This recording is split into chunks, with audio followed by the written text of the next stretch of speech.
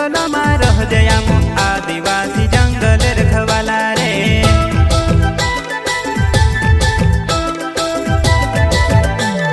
चल जंगल जमीन काजे पूजे रे आदिवासी दुनिया ने रखवाला रे। बाप देव खतरी काज पूजे रे आदिवासी सबसे निराला रे।